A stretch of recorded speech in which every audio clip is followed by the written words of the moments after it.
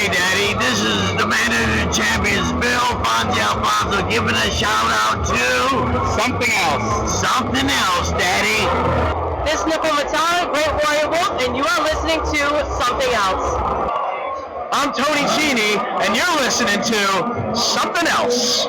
Hey everybody, it's Rich Palladino, the voice of New England, and you are listening to Something Else with Arya.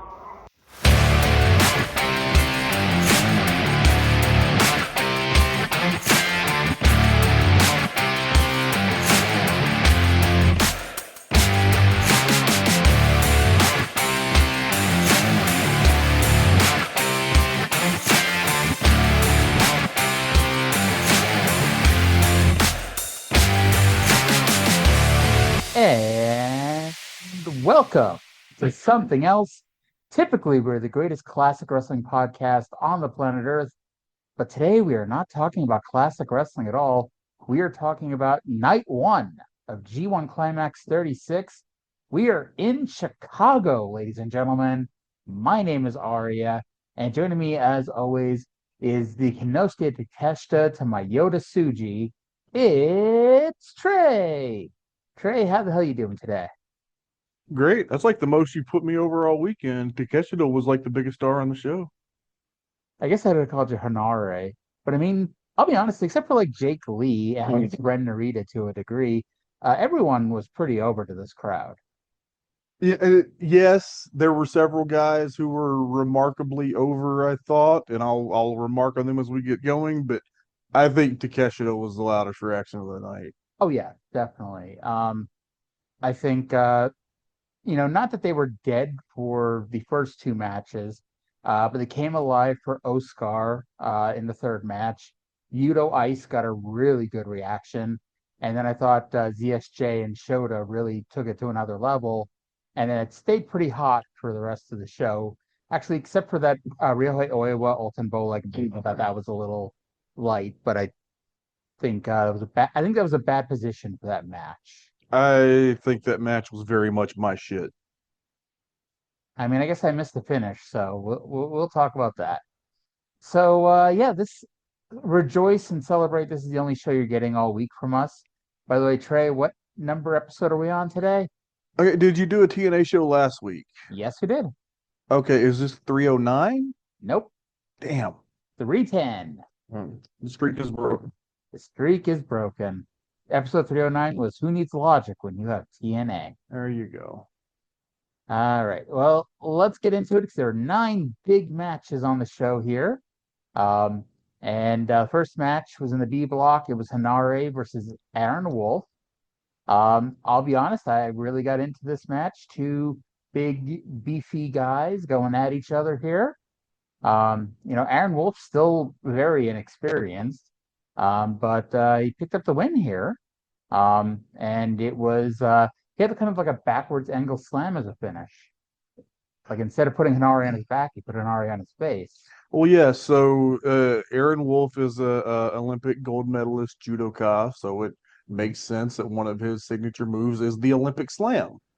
And he did debut a new inverted one here. He also debuted new gear.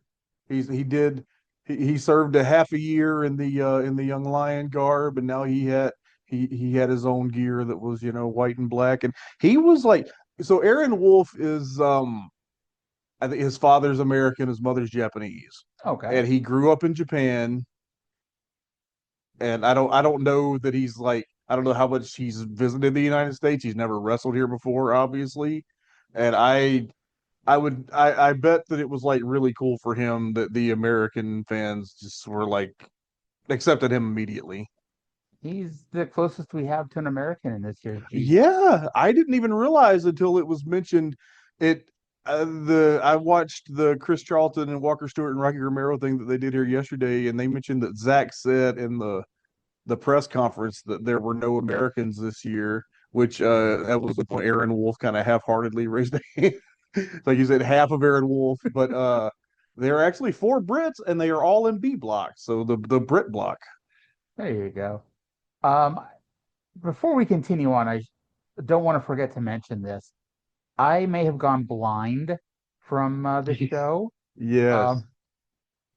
Good Lord, it's my first New Japan show. Now, is this? It's the usual setup, right? Like you've been to a few of these American shows, right? Yeah, I don't remember if Dallas had anything like that or not. Any of the other stuff that I've been to was like New Japan Strong, so they didn't have anything like that. But the Dallas, it was the bigger New Japan setup that you would see at like a Budokan Hall or one of those venues. The only thing missing, they didn't have the banners. I always like when they had the banners. Yeah, they weren't hanging down, but I think they were kind of at the top-ish.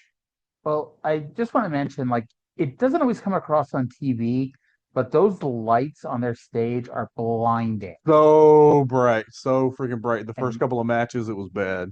and thankfully they turn them down when the match begins. But like during the entrances, they really crank them up and like, oh my God. If you saw my video I posted of the intro video for the show, literally as soon as I pressed stop, the lights came on and good Lord. I I eventually learned how to see again, but it was a rough go there for a few minutes. It was, but we adjusted to it. But yeah, I was I really liked this match. This was, they hit each other really hard, and it was very entertaining. I think there was a meat chant at one point. Yeah. Aaron Wolf, and I will chalk this up to your inexperience, young man, but you never headbutt a Pacific Islander. I gotta say, and maybe it's, just my own foolishness and also just not watching a lot of New Japan. I didn't have very high expectations for this match, so they greatly exceeded them. I must tell you that. Few notes that I jotted down right here. I wrote seats great except stage lights so goddamn bright during entrances. Yep. The mat was the cerulean blue with no logos, so they didn't have like the Japanese logos or the New Japan Strong logo. And the ring skirts and the turnbuckle pads were the usual New Japan, and then the ring announcer was I can never remember his first name, Takahiro Shibata, who is usually the New Japan ring announcer in America. And you and I had discussed earlier, like you said to me, do you really think that they're going to bring their Japanese referees for this? And they did indeed, which I was a little confused at first because they made poor Kenta Sato referee first four matches in a row. I wasn't paying that close attention to who's refereeing each individual match. I did note Red Shoes got two at the end. But I'll be honest, I was also happy that this was a New Japan show. The Yes. announcing was in Yes. Japanese, all that fun stuff. It's like, and it's like, I know, it's like, it sounds kind of weird. You're in America. It's really not that hard to Yes. understand what the hell they're saying. No, this However, was an authentic New Japan experience. yeah. And I've been to several New Japan USA shows. And it just, in my experience, they are not drawing a ton of people, Yeah. but the people who are there are really enthusiastic and are there for an authentic New Japan experience. Now that brings me to my next thing. How many people would you say they were there? I would say about 3,500, 4,000. I think that is I think that's probably about right. By the way, WrestleTix, if you're listening, and why wouldn't you be? I DM'd you some pictures of the crowd. Yes. Listen to our show, WrestleTix. We appreciate it. Um, so the other thing I wanted to mention, they had one merch stand. Now, the last time I was at the Now Arena was for Brawl Out, so I don't remember if they only had one merch stand there, but that's kind of an AEW thing that they only ever have one merch stand.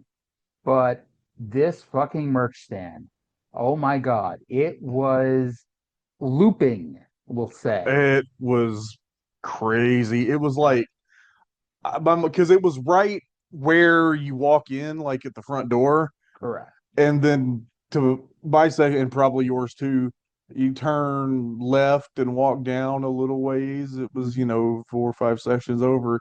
The line just wrapped past that, and they were leaving gaps so people could go through to their section. Yeah.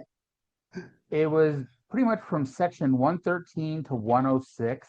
And if that doesn't sound bad enough, at section 113 where the stand was, and the next section over, it was the 5 lines where you're zipping in and out. And Yeah. so those are 10 lines of people, and then more people down the hallway. Like, that was insane.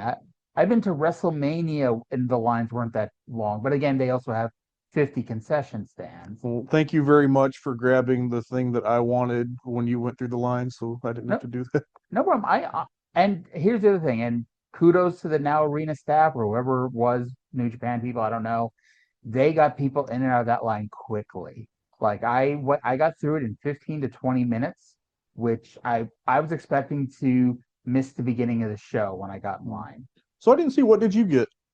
I got the colorful G1 shirt. Awesome. Yeah. I wanted the G1 towel, but they were sold out. Yeah. So I had told Arya my backup was the New Japan towel. So I got the white and red lion mark towel. I'm very happy with it. Yeah. And as a big person, every time I go and I want to buy a wrestling shirt, I always have to be like, so do you have this shirt in this size? Yeah. And honestly, and you can tell that they're expecting larger people these days because it's not even a hesitation. It's like, oh yeah, we got that. I'm like, great. I own a Shane Taylor shirt specifically because I was at Wrestle Circus one time and he was like, "You want to buy a shirt?" And I said, "You don't have a shirt in my size." He said, "Yes, I do," and he did. So I bought it. I was gonna say, if anybody's gonna have a Yeah. shirt in a larger size, it's gonna be Shane. Yes. Yeah. So Shingo Takagi versus Jake Lee in the A block. Now, I'll be honest, I've not, in fact, I don't think I've ever seen any Jake Lee. So I think this was my introduction to him. And to be honest, I think he's going to be the Yano of the tournament. Like, the crowd, I don't say they weren't into him, but he was definitely the heel in this. And he picked up the win here. And I don't think a lot of people were expecting it. At the same time, I don't think Takagi is getting out of the basement of A block.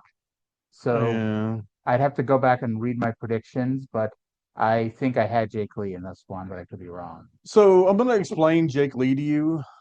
Jake Lee is fucking weird. He I believe was started as an MMA fighter, Okay. and then he determined in Japan at least you couldn't make a living as an MMA fighter, but you could make a living as a pro wrestler. So he became a pro wrestler, and he spent years in All Japan and was a Triple Crown champion, and then he spent a few years in Noah and was the GHC champion and led a group called GLG, Good Looking Guys.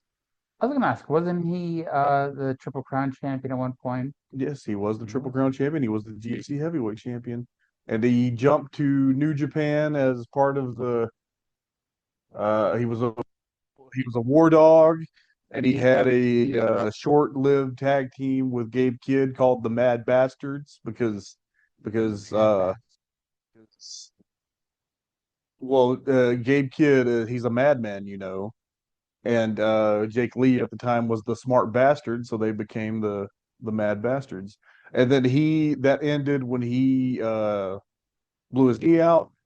He missed like a little over a year, and then he returned at Wrestle Kingdom this year as this weird court jester gimmick, and it's weird as shit. And Jake Lee, you weird motherfucker, I love you. My only regret is that we did not get the weirdest match of the tournament here, which will be Jake Lee against Great O'Khan. I'm looking at my picks. I actually did pick Takagi to win this one. So the crowd loves Shingo. Of the Japanese guys, he's like one that American fans really like, and he's been working in the U.S. for close to 20 years at this point, off and on. Mm-hmm. Lee kicked out of a Burning Dragon and then won with the FBS, so like earlier this year, Shingo actually missed a couple of weeks because Jake Lee bruised his ribs with the knee to the midsection that he calls giant killing. Mm-hmm. And I kind of missed it, but I would assume that he hit the knee to the ribs to set up the FBS. Do you know what FBS stands for, Aria? Face break shot. Face break shot. I'm definitely not reading that off the internet right now. I went 5-4 today in my picks. I got to look at my picks. Um, so Ren Narita versus Oscar in the B block. Ren Narita is the heel of the tournament. I mean, he accepted his role, I must say. He was a prick here, and the crowd was not into him at all, and they were happy that he lost, as Oscar did pick up the win. Oscar, I can't think of his fucking name. Who's the tall guy who's related to Tamatanga and Tangaloa? Tall, skinny. Hikuleo? Yes, Hikuleo.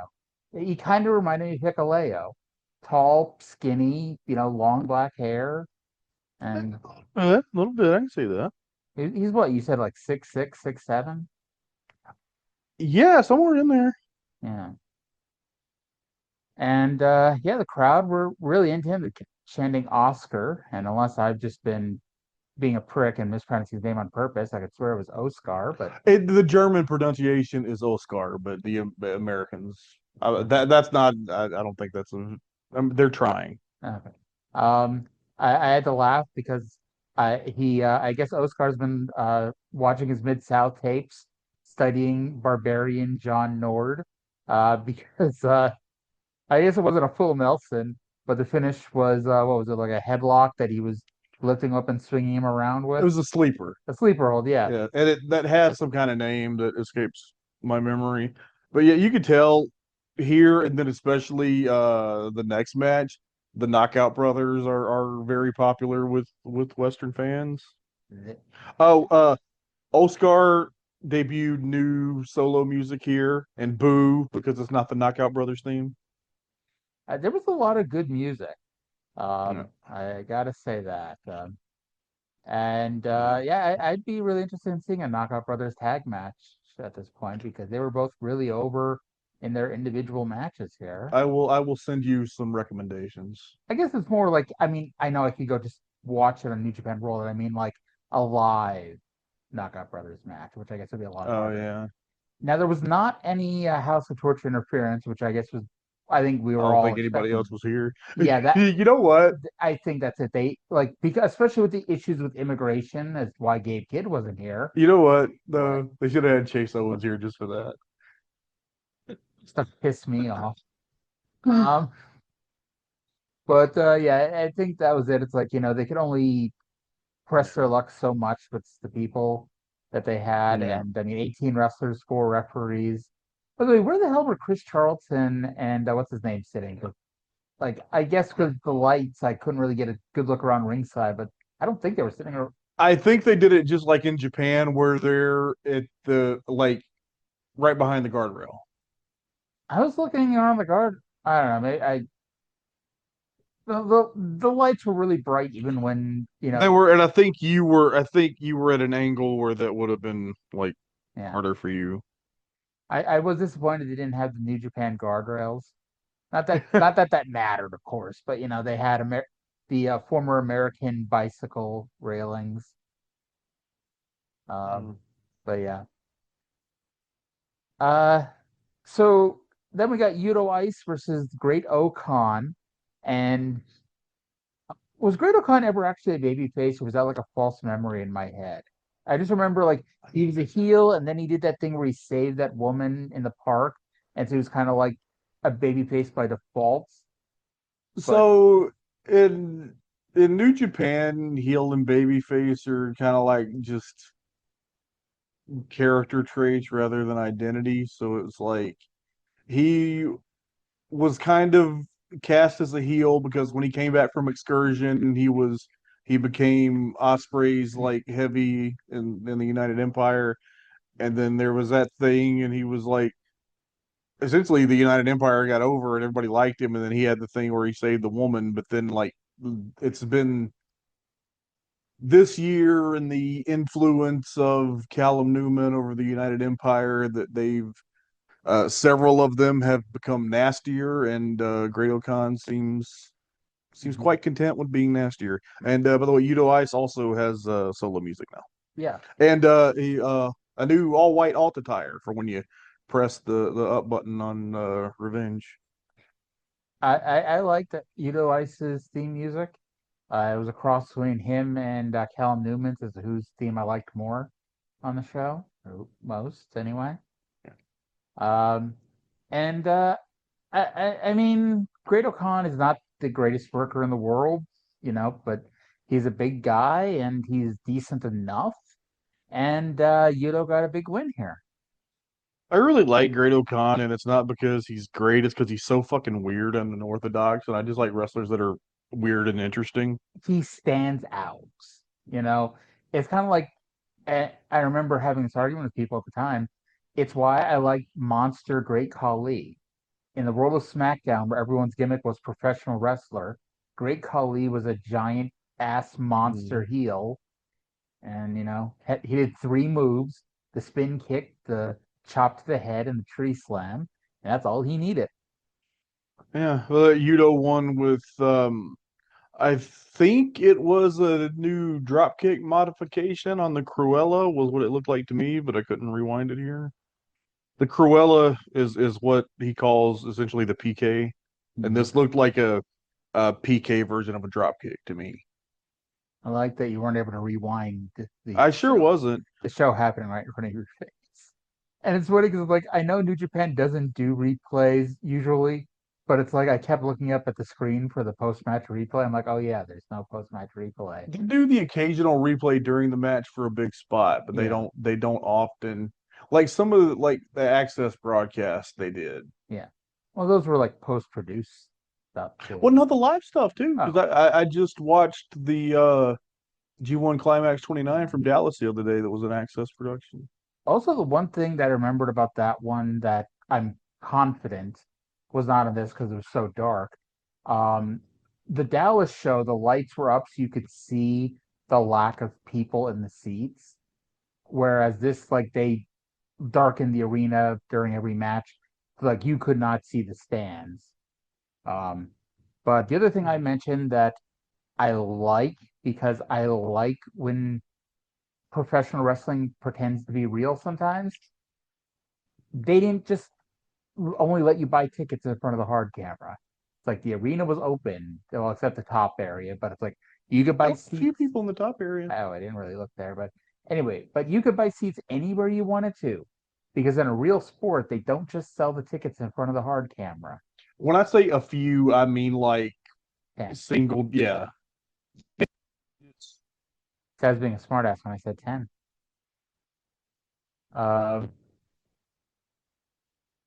Then we get, I think was the best match of the show, although the main event was pretty close. Zack Sabre Jr. versus Shota Umino in the B block.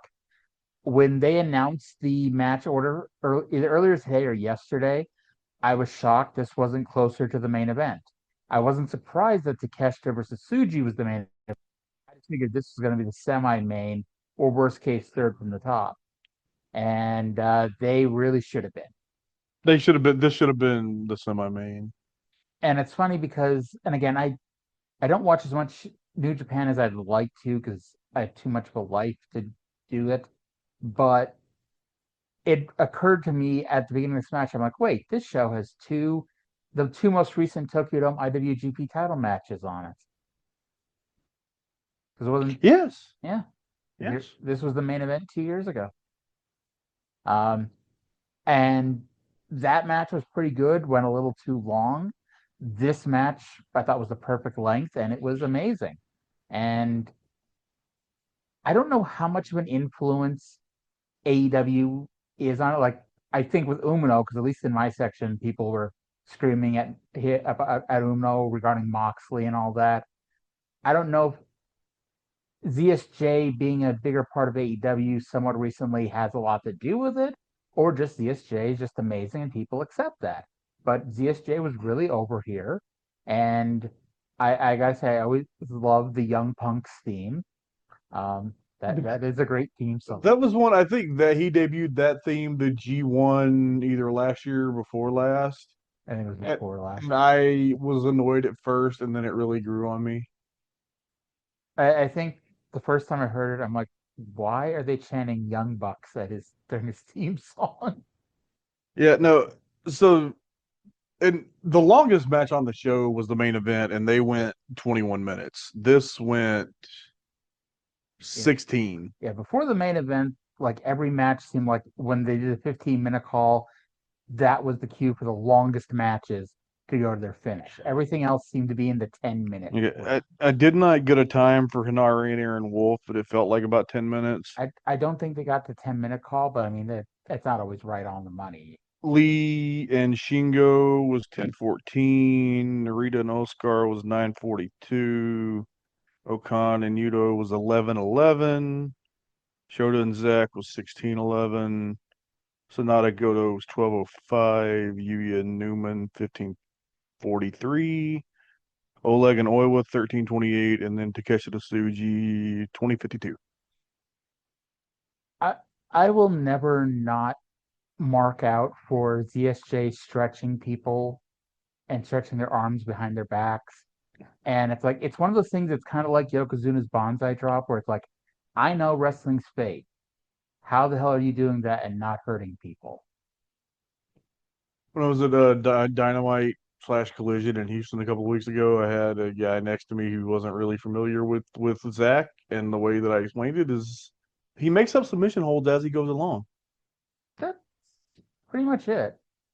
It's like I know I just went on that rant about him being very well appreciated here by the Chicago crowd. I wonder if Zack Sabre Jr. in some ways is one of the most unappreciated wrestlers out there. Like, I know he's a former IWGP champion. I know he won G1. I know he's won the New Japan Cup. I know he's always kind of in the mix. But because he doesn't really have that overflowing amount of charisma and personality, it's like he gets outstaged by other great technical wrestlers like your Daniel Bryan's, like your Will. Oh, Ospreay's not a great technical wrestler, but you know what I mean? It's like he doesn't have that giant personality. And it's like, I think he's just, so I don't think he's appreciated as much as he should be. I think his personality really suits him, though. That's the thing. It's subdued for like an American TV audience, but it's perfect for New Japan. Yeah. So I guess that's it. Like he's probably never getting a full-time exclusive contract with a Major League American company. I think he could be in AEW right now if he wanted to be. I think he loves being in New Japan. Yeah. And I the more good wrestlers in New Japan, the better, because The thing, Mhm. if Zach is underrated in any aspect, it's that like he is so well known for being really great at this niche Mhm. that he doesn't get appreciated enough for like how great he is overall. Yeah. This is one of the, like, I think this may have been the first match that as it was happening, I couldn't figure out who was going to win. The other one of the things in the first few matches where it's like the way it was going, it was like, okay, the other guy's winning because this is a little too, the loser is getting a little too much here, to make up for the fact that they're about to lose. This is the first time where it was like, it was very 50-50 or pretty close to 50-50, where I'm like, I know I bet on Sabre, but I'm not sure of that just yet. And ZSJ did pick up the win after stretching Shota like a pretzel. One of the Zack driver. Yeah, Shota kicked out of the first Zack driver, and then Zack won with the second one. Yeah, this was great.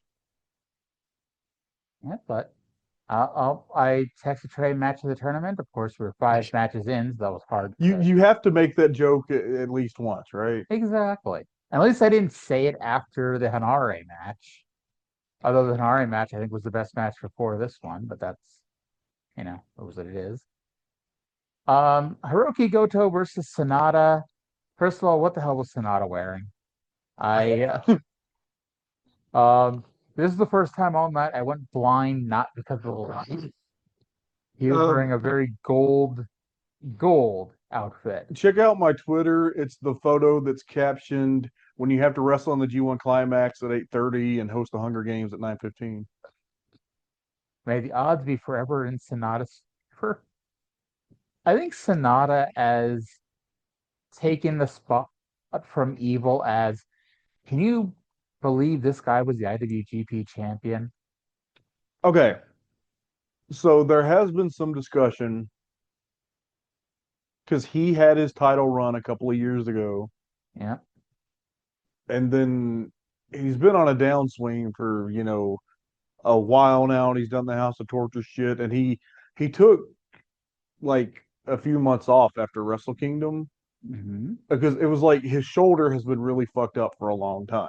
Mm-hmm. And he, I think, did an interview where he explained that, like, yeah, I joined House of Torture and did that shit swinging the guitars because that's what I could do. That's how I was able to wrestle. And there's been questions about, well, is he still going to do things the House of Torture way? And then it still kind of felt like he was doing things the House of Torture way.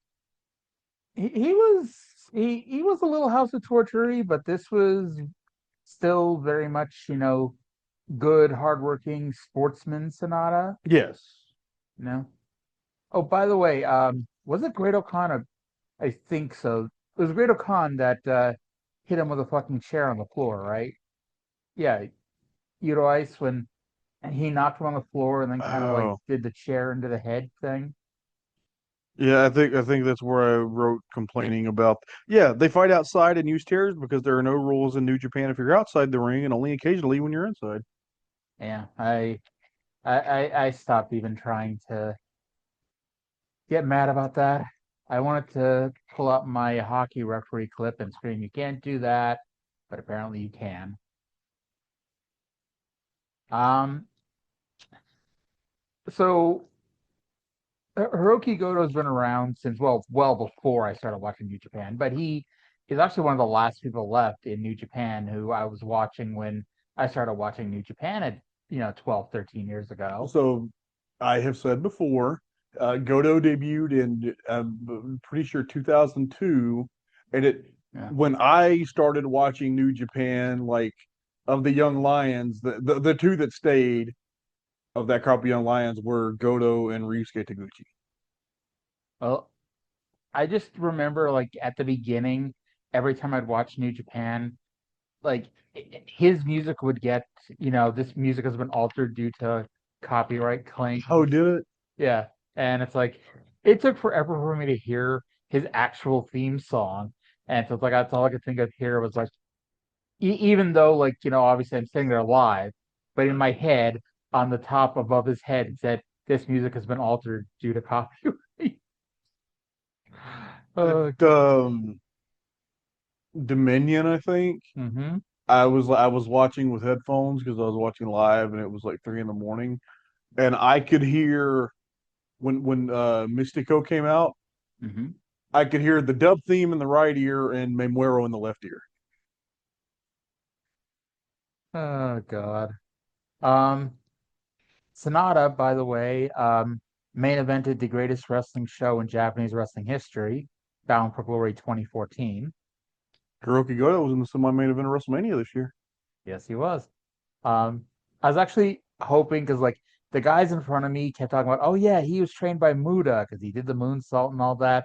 I really wanted him to do a super kick or something just so I could scream, he learned that from James Storm. Uh, that would have been, yeah. Yeah. Unfortunately, he didn't do anything that like I could even like passably claim that James Storm may have taught him, but he You don't think James Storm taught him how to do a rolling neck breaker off of the apron to the floor? Because that looked like it sucked for Hiroki Goto. no, I don't think James Storm taught him that. Maybe he tried to teach him how to grow in his beard. That's about it.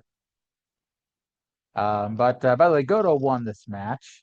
Um, Yeah. Let me see here. Blah blah blah. Actually, sometimes I just get in the zone and start describing a sequence, and then I don't take any more notes ever. Uh, blah blah I blah. just like he took notes.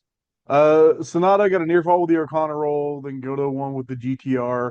And if I am not mistaken, that makes 3 years in a row that Sonata lost his first G1 block match to a handsome bearded man. Who did he lose the last 2 years to? 2 years ago, it was Jake Lee, and I don't remember who it was last year. I just remember noting that it had happened again. Okay, then. We have to go into the record books here to find out. Callum Newman versus Yuya Uemura. This was not the semi-main event, despite what I almost said. Newman, I gotta say, those young punks. I know he didn't. I know he's not a member of TMDK, but he may have needed that theme song because he comes out and he spat right in Uemore's face. He sure did. I've never been able to do it. I've tried a couple of times. I don't know why it's never worked. Whenever somebody like spits on somebody, I always want to start a "That's disgusting" chant. Now, do you just forget to try, or is it just I've given up on trying. okay? But by the way, I'm liking Cal Newman's theme song. Make way for the prince. Yeah, that was I think the one he debuted during his New Japan Cup run this year, and he's been very successful since he had it. And I mean, I'd like to point out that not too often on the same show do you see both a prince and a princess. Right. I was there with my tiara. By the way, last year Yota Tsuji beat Sonata in his first G1 Climax. He is a handsome bearded man. Sure is. Now, I do have to think that because I'm sure he has, but it seems like most of the time, the winner of the G1 doesn't lose their first match. I feel like, generally speaking, that's how it feels, that he doesn't book the person who wins to lose the opener. Or am I just mixed up? I feel like there's been multiple times where like the person that won lost like a few in a row and then had to come back and stack up several. Yeah, but I don't think it was the opener, though. I think they usually win and then they go on that 2 or 3 match losing streak. I would need more time to fully realize the response to this. Yeah. And I could be wrong, and I know he didn't win last year, even though he really did win because Takeshita tapped out. But if I remember right, Evil last year started like 1-3 or 1-4. I was like, oh, thank God, we don't have to deal with Evil the rest of the way. And then the motherfucker won out and made it to the finals. Had he already told them he was leaving and that was just like a, a gold watch type of thing, the G1 final? I don't think he would have told them already at that point. I mean, who knows? I mean, because he was here till like his last match was the Tokyo Dome, right? New Year Dash, I think. Okay, but yeah, I think I don't know. I guess I mean I don't know Evil, so I can't speak for him. But my guess is he probably waited a little longer. So Umore Newman was a very good match. I think it was third best on the show. But yeah, I like this Newman fellow. I think he's got. I mean, obviously he's a former IWGP champion at this point, so he should have a long career ahead of him at this point. But I think they're investing wisely in this man. I have one major beef with Callum Newman, and it's just that the fact that somebody who was born on my 15th birthday is already that successful. Yeah, I think it was like I think he we looked it up. He was born after I graduated high school, I think. Let me August 31st, 2002. Oh no, I'm sorry. That was the beginning of my senior year. So What I got it. They did another count out tease after Goto got in at 19 in the last match. You got in at 17. Yep. Newman was coming back from a shoulder injury that he suffered against Tsuji at Dominion. So Yuya very sensibly used a lot of arm submissions. Can I just say, I always fucking love the near countouts in New Japan, and I love that I got to witness 2 of them. Yeah. It wasn't a near double count out though. That's the real. Actually, when I first started watching New Japan, was when they did those 4-way junior tags, and like the first year they did an 8-way 19 count. I remember that. Yes, I remember that. It's like that one I marked for. It's like, and it's because the announcer sells it. It's the way that like they can do the camera of the PA, and yeah, I just love it. And I think I don't know if this is a future Wrestle Kingdom main event. I think there's a very good possibility that these two guys could be one day a Wrestle Kingdom main event, but right now I wouldn't say that. What would you think? I don't necessarily know that this is a future Wrestle Kingdom main event. I'm sure that this will main event some major shows in the future. Maybe a Dominion? Entirely possible. This was the New Japan Cup final this year, and a lot of times I pick based on that, and then it's very unreliable because I think I had Yuya winning here based on that. I didn't do very good. I got 8 points, which I think was like 18 were possible. Yeah, I think you and I, for the most part, had opposite things. So when I was 5-4, I figured you'd be 4-5. Because I had, what did I have here? I had Newman winning this one. I I had Takeshita winning, which was wrong. I had Sonata winning, which was wrong. I had Bolton winning, which was wrong. I had Jake Lee winning. I had Yudo Ice winning. I had Zach winning. I had Newman winning, and had Ren Narita winning. That was wrong. And I had Inara winning. That was wrong. I had 3 out of 4 in the B block. I had, I think all of my points were in B block. Well, no, because you had Narita, you said. No, I had, well, what did I have? Oh, yeah. Narita's the No, one. Narita's the only one in B block I got wrong. I only yeah, got because I did 2. have Narita. Okay, you're I only right. got 2 out of 5 in A block, and that was Goto and Oiwa. And yeah, Newman won, by the way. I don't think we mentioned that, but Yeah, Newman won. it was like a really cool sequence where Newman went for the Princess Throne and Yuya countered it into Kaneki and then hit the diving cross body, which is like a believable near fall because he actually wins with that a lot. And try for a second, Newman counters and they went on. And then Yuya got another very good near fall with the Hurricane Rana, which he also wins with quite regularly. And then finally, Newman hit the Princess Throne and won, and this was a great match.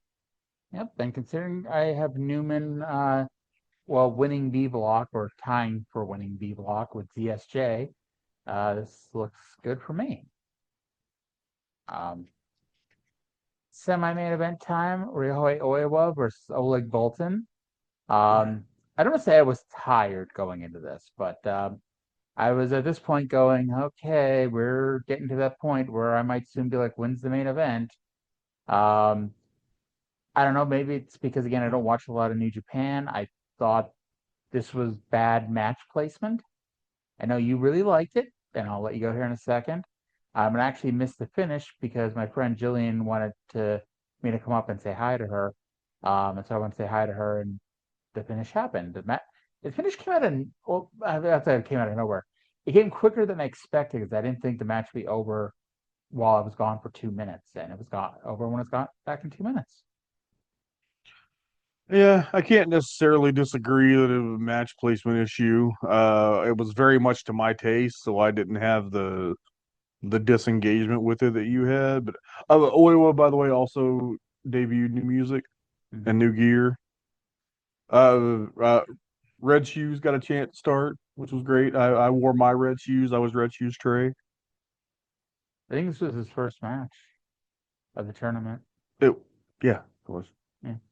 And by the way, I have Oiwa winning A block, so this was a good win. I have Oiwa in the semifinals, so that's good at least. But yeah, Oiwa won with the arm submission called the Arc Lock, which is like an homage to his Noah excursion. I believe that's a hold he learned from Yoshinari Ogawa. Okay.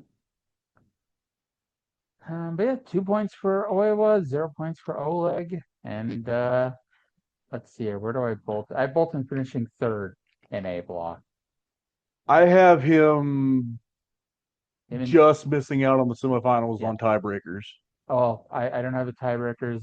Him and Tsuji tied for third, and Oiwa and Takeshita I have moving forward out of the A block.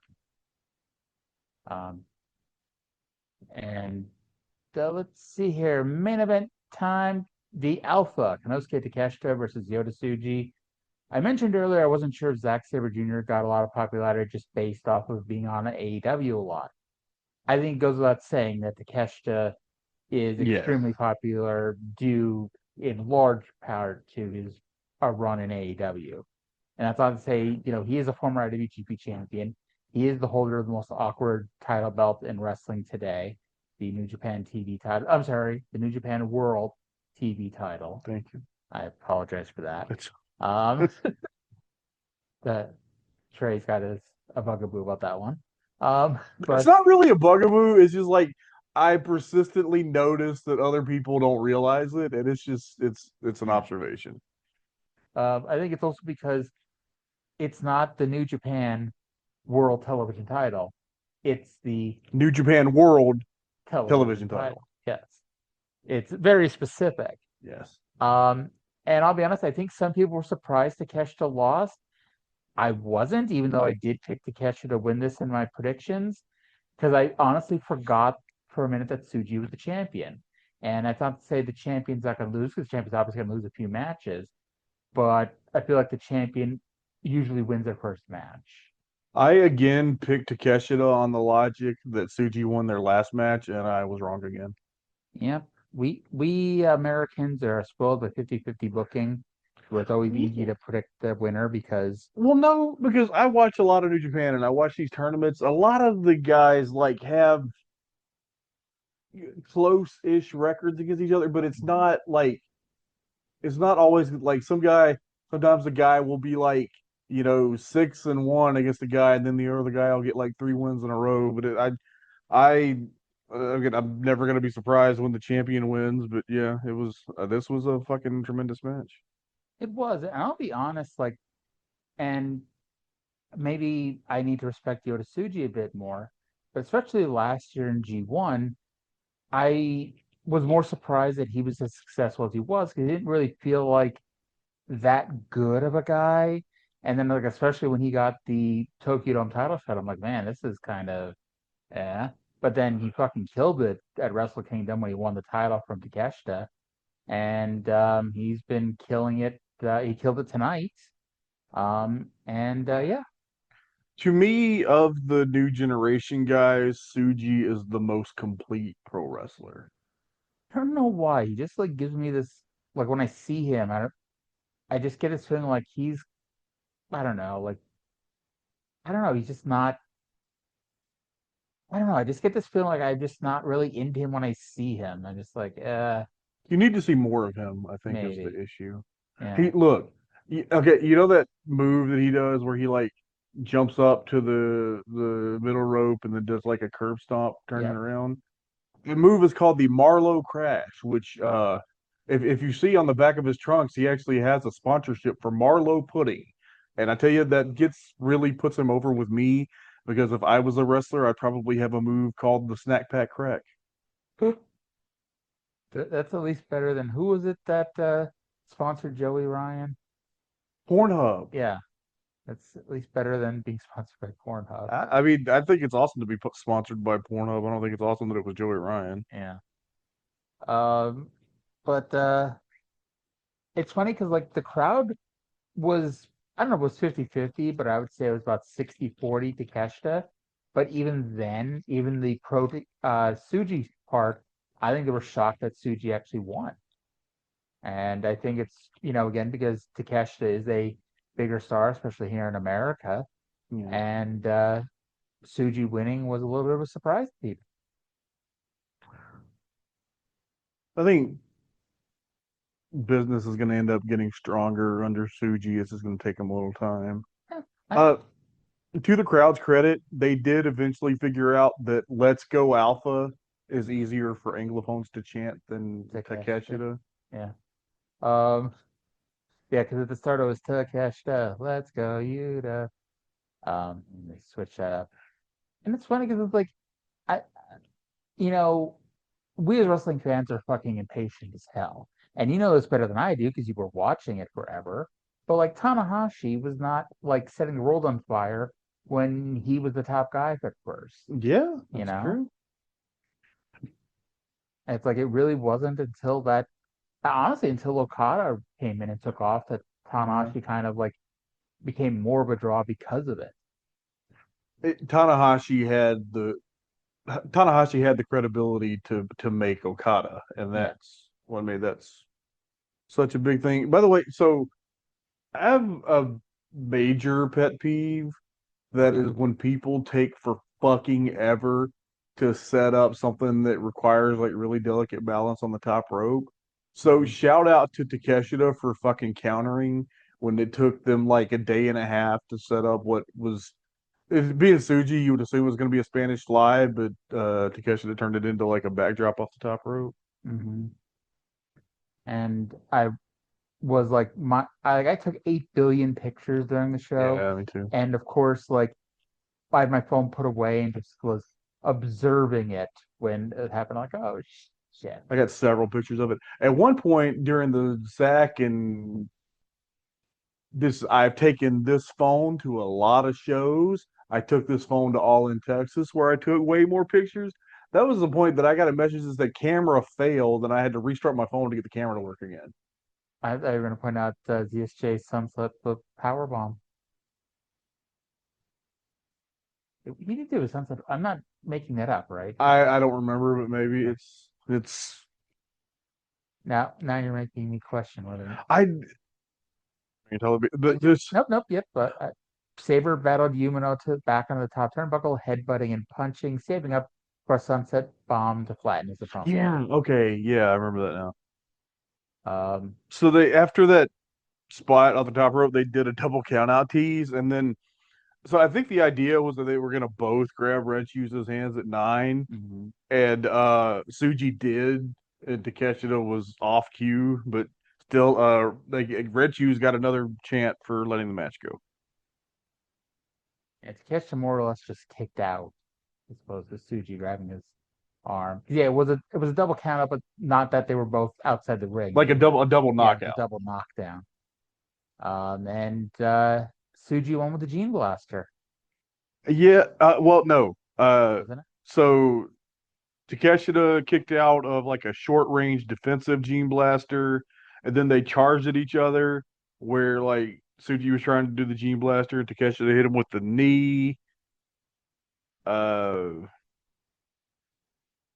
Tsuji hit another Gene Blaster, which Takeshita kicked out of, and then uh, Tsuji won with his new move that he debuted against Callum Newman at Dominion, the Fire Blaster, which is like a running spear belly to belly thing.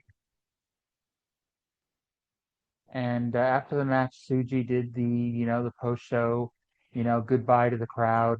English is not his first language. It's possible that he does not know very much English at all. I don't think he speaks much English. And the crowd was laughing at him. I'm not necessarily laughing at him, I guess, because they laughed when his English wasn't that strong, and he laughed it off too, so it wasn't too bad. But yeah, notable laughter here. Americans can be really shitty about people trying in languages. Yes, they can. But hey, he tried better than apparently Conor McGregor tried in his fight tonight. Oh, what happened there? So apparently, he lost in 69 seconds. Nice. Yes. Let me see here. McGregor appeared to blow out his right knee in a jumping roundhouse kick at the beginning of the fight, based on how he landed. From there, he kept slipping when he attempted to do anything offensive. After fighting off his back, he got up to his feet, with Holloway asking him if he wanted to keep going. He attempted a kick and then couldn't, resulting in referee Mike Beltran stopping it, stunning the sold-out T-Mobile Arena. So for all you people who did not go to the G1 because there was a McGregor fight, there was no Kota Ibushi separating his shoulder, ruining the finish of a match. My opinion on Conor McGregor is that he's a adjudicated rapist. Like, I don't even get it. It's Conor McGregor, ladies and gentlemen. But that was the G1. My dream is to still go and follow New Japan around Japan for a month following the G1. Yes. It's never going to happen, but that's still my dream. I will be happy if I can make it to Wrestle Kingdom. Stupid pandemic. I was supposed to go a few years ago. It's been 5 years, Arya. Get the fuck over it. But yeah. By the way, do you notice we have a 6-sided mirror in the Oh, we want 6 sides. yeah. So we'll be back at some point. I'm sure we'll talk about Dark Side of the Ring at some point. Do you think that mirror is here in honor of Bound for Glory 2008 being at the Now Arena? Oh, I'm sure. So I figured you were going to say, do you think it's here in honor of me being in the room because I'm the TNA person? You sure are. Yeah. I continue to perpetuate the myth that TNA exists. I don't approve. So we gotta wrap things up because we gotta go to sleep because I gotta wake up tomorrow morning to do the drive in reverse. So, so that's gonna do it for this episode. No other shows this week unless we get really bored at some point. But thank you all for listening. Hope you all enjoyed the show, and we'll talk to you again in 7 days. Bye.